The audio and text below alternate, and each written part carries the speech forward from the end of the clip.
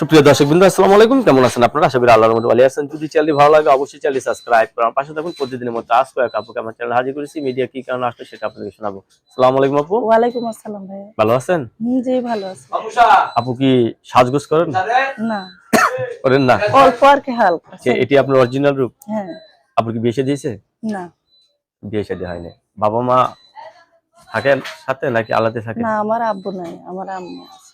আম্মু আর আমি, আমার কোনো ভাই বোন নেই। আম্মু আর আপনি? হ্যাঁ ছোটখাটো সংসার না? হ্যাঁ। এখন যে বিয়ে বসতে চাচ্ছেন, আপনার পছন্দ পছন্দ নাকি আপনার বাবা মা এই যে মা পছন্দ করতে হবে?